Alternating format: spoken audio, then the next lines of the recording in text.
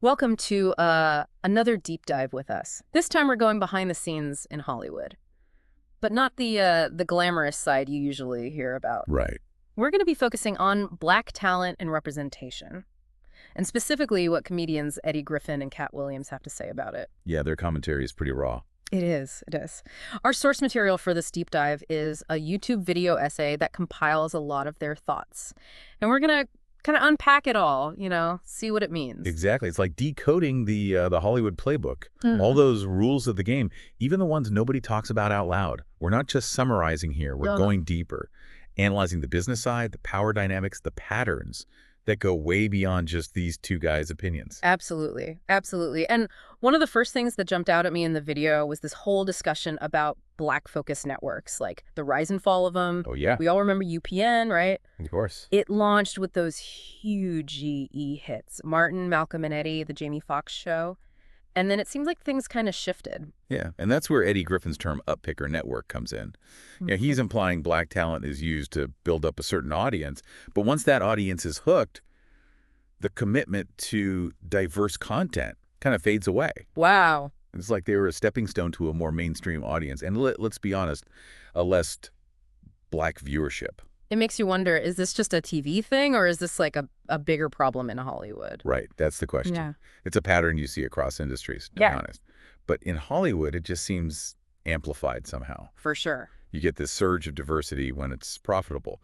But does that translate to lasting change, like Yeah. behind the scenes? Mm. That's the deeper issue here. That is. And that leads us to Tyler Perry. I mean, he's often seen as the ultimate Black success story in Hollywood, but both Griffin and Williams have some pretty strong criticism, Yeah. particularly around the Medea character and the types of stories Perry tends to tell. This is where things get really interesting. Perry embodies this tension between personal triumph and the systemic issues that still exist. On the one hand, he's undeniably successful. Oh, absolutely. But is he also reinforcing stereotypes in the process? Mm.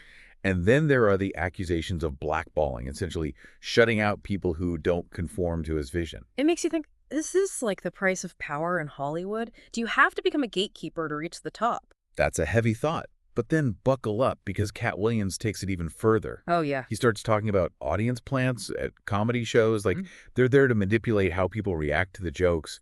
He even alleges that government agencies are keeping tabs on influential comedians. Whoa. It sounds like a conspiracy theory almost. It does sound kind of out there, right? Mm. But before we dismiss it completely, let's think about what comedians actually do. They're holding up a mirror to society. They're pointing out hypocrisy. Huh. And that can make powerful people nervous. Now, I'm not saying it's definitely a government plot or anything. But Williams's point is there are these subtle ways to control the narrative, right? Yeah. Like if a comedian gets labeled as too controversial, does that impact their career, their opportunities? Who benefits from certain voices being silenced? That's giving me chills. Makes you think twice about who's really pulling the strings behind the scenes. Yeah. And speaking of pushing boundaries, the video also digs into this whole debate about Black men in dresses, which is, a recurring trope in Hollywood. For sure. Griffin and Williams both have strong opinions on it. It's not just about a single role, Right, absolutely not. It goes way deeper than that. Hmm. We're talking about how Black masculinity is portrayed on screen. The limited range of roles Black men are often offered. Think about it. How often do you see them being vulnerable, romantic, or even just plain silly without resorting to this tired old trope? Makes you wonder, is this humor actually harmless? Or is it subtly shaping how we perceive Black men in real life? Yeah, it's like the joke is masking a deeper issue about representation. And Williams himself turned down a role in Big Mama's House, even though it was a Martin Lawrence film and could have been huge for his career. But he felt like it was compromising his principles, playing into those stereotypes. Wow, that's a powerful statement. Yeah. He chose integrity over a potentially career-making opportunity. It makes you think, how many others have faced that choice, that pressure to conform, even if it means sacrificing your values? It's like there's this unspoken code in Hollywood, and stepping outside of it can have real consequences. Definitely. And that brings us back to Tyler Perry. We talked about his success, but both Griffin and Williams have expressed frustration that he hasn't used his platform to elevate other Black talent in the way they believe he could. Right. It's like they're saying, okay, you broke through the ceiling, but are you holding the door open for others? Exactly. And it speaks to a larger issue of representation and opportunity. It's not enough to just have black faces on screen. We need diversity behind the scenes, too. In the writers' rooms, the directors' chairs, in those executive suites where the decisions are made. Absolutely, because ultimately it's about who has the power to shape the narratives, the stories that get told, the perspectives that are shared. And that brings us to something else that really stood out to me in the video, the lack of collaboration between some of the biggest black stars in Hollywood. Oh, yeah. We mentioned Eddie Murphy, Will Smith, Tyler Perry. Imagine the projects they could create if they teamed up. It's a really interesting thought, isn't it? But the video suggests it's not just about busy schedules or creative differences. It points to the hyper-competitive nature of Hollywood, how those individual brands are fiercely guarded. Collaboration almost being seen as a threat instead of an asset. So it's not just about talent, it's about ego, about protecting your position in this crazy hierarchy. It all comes back to control. And that circles back to what we were talking about earlier, that sense of paranoia about who has the power and how they're going to keep it. Seems like true collaboration is rare in a system that rewards individual achievement above all else. And that's a shame. Because imagine the stories that could be told, the impact that could be made if there was more willingness to share the spotlight, to take risks together. Imagine the possibilities if Hollywood embraced a more collaborative spirit, where success wasn't a zero-sum game, but a shared victory. It makes you wonder, what are we missing out on because of this cutthroat mentality? That's the million-dollar question, right? Yeah. And it leads us to another aspect of Hollywood that's been whispered about for years, shrouded in secrecy, and fueled by speculation. Those infamous parties, particularly the ones hosted by Diddy. Ah, yes, the legendary Diddy parties. We're not talking about your average red carpet premiere or award show after party here. These events have a reputation, a mystique that goes way beyond just having a good time. And a lot of that mystique comes from the fact that they're so exclusive, so shrouded in secrecy. It's like they exist in this shadowy realm where the rules of everyday life just don't apply. And let's be honest, where there's secrecy and exclusivity, there are bound to be rumors, right? Absolutely. And in the case of these parties, those rumors often revolve around power dynamics, exploitation, and a blurring of lines between professional and personal relationships. We've already mentioned Gene Deal, the former bodyguard, who's made some pretty shocking claims about what goes on at these gatherings, particularly when it comes to how power is wielded and how people can be manipulated. Right. And there are others who've hinted at the darker side of these events, even if they haven't explicitly named names. Remember that quote from Jamie Foxx we mentioned earlier, where he talks about turning down millions of dollars to protect his integrity and that virgin hole he's trying to preserve? Yeah, that was a head-scratcher for sure. What exactly was he referring to? We may never know for sure, but it certainly adds to the intrigue and suggests that there are lines even some A-list celebrities refuse to cross. It also reinforces the idea that these parties are about more than just socializing or having a good time. There's a transactional element to them, a sense that something is being exchanged, whether it's favors, loyalty, or something even more compromising.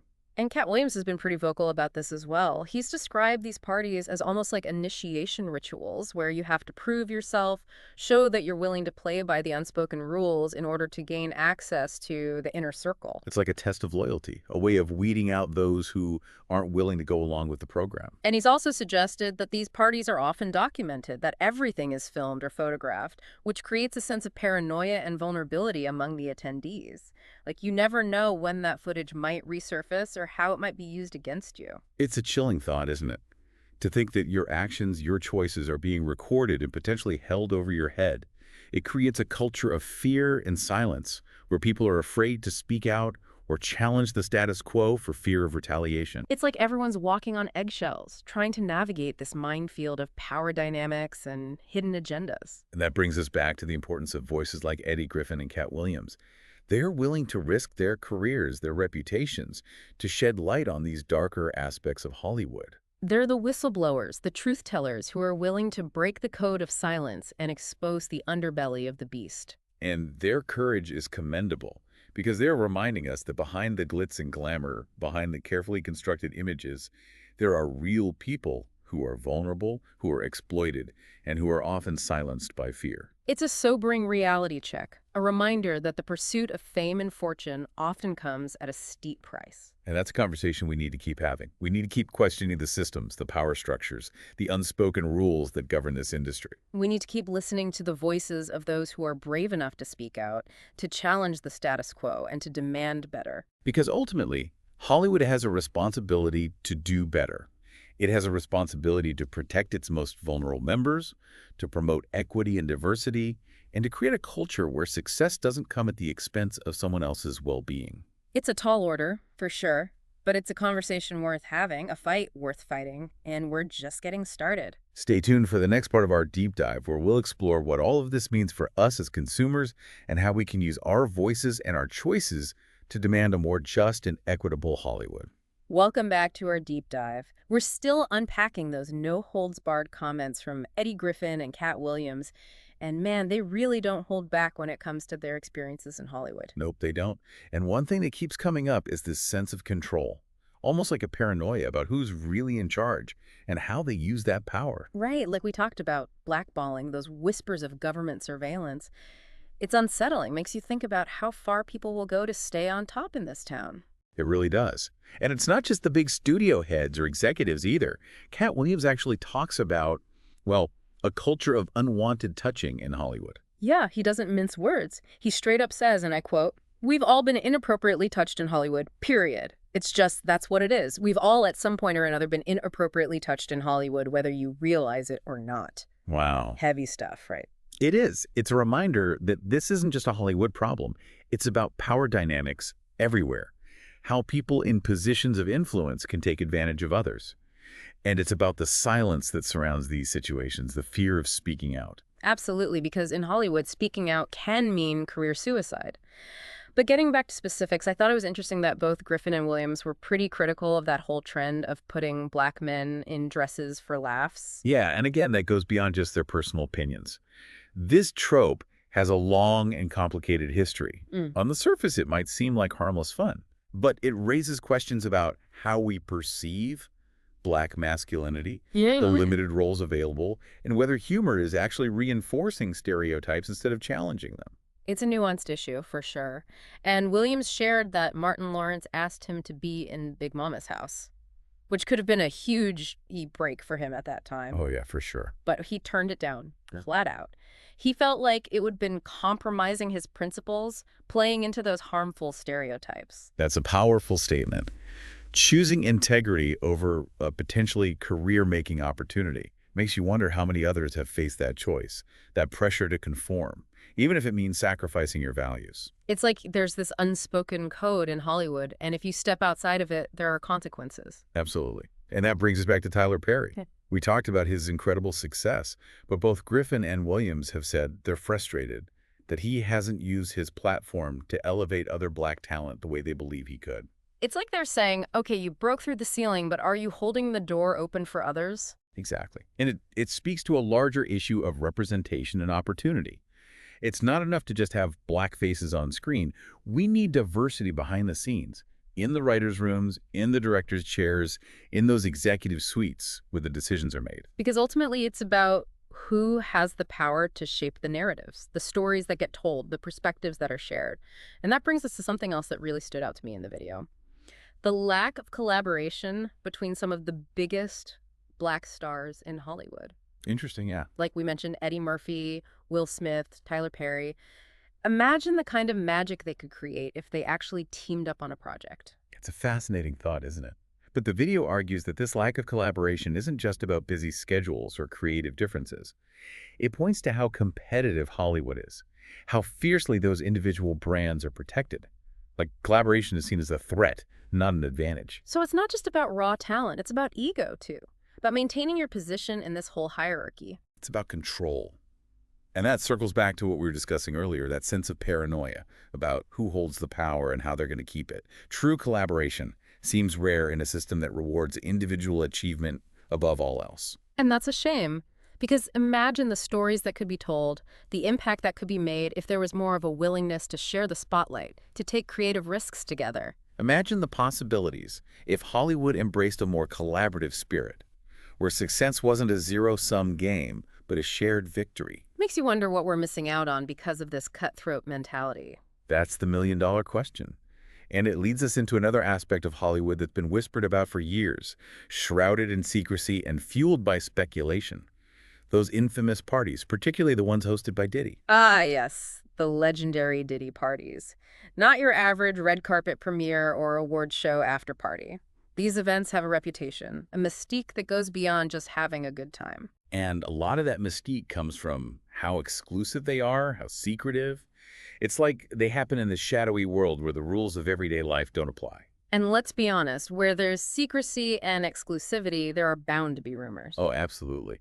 And with these parties, those rumors often center around power dynamics, exploitation, the lines between professional and personal relationships getting blurred. We already mentioned Gene Deal, that former bodyguard who made some pretty shocking claims about what goes on at these gatherings, especially when it comes to how power is used, how people are manipulated. Right.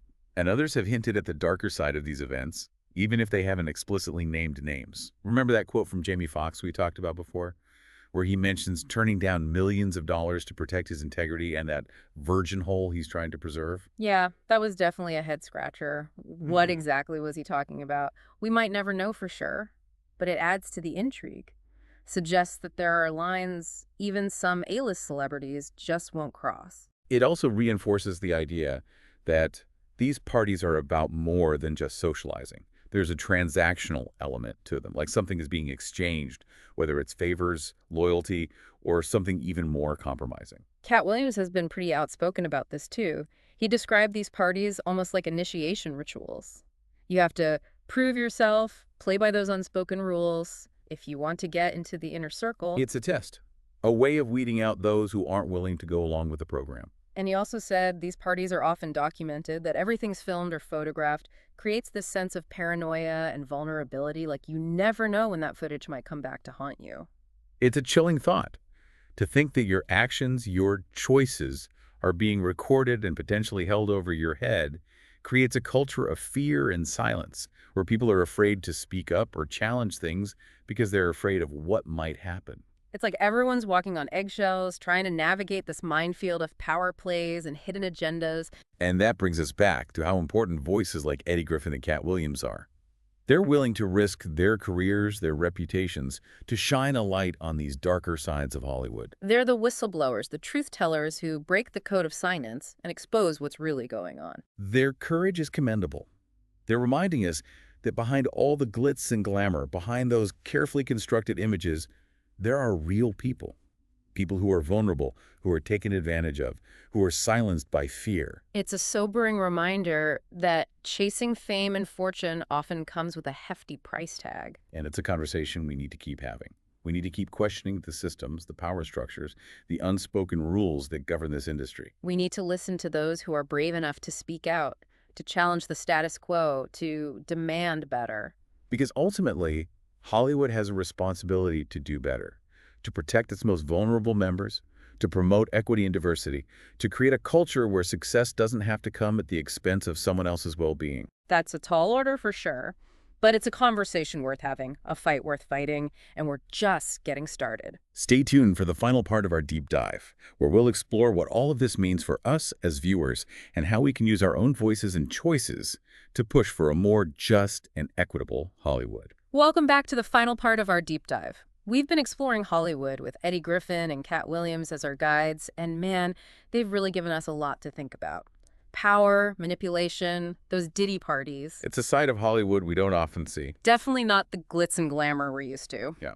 And speaking of those Diddy parties, let's dig a little deeper into those allegations. We've got Gene Deal's claims, Jamie Foxx's cryptic comments. It's all very murky. It is, and we have to be careful here. We're talking about allegations, not proven facts. But what's interesting is the pattern they point to. This culture of power dynamics and potential exploitation that seems to be woven into these gatherings. Katt Williams even described them as almost like initiation rituals. Like you have to prove yourself, play by these unspoken rules to get into that inner circle.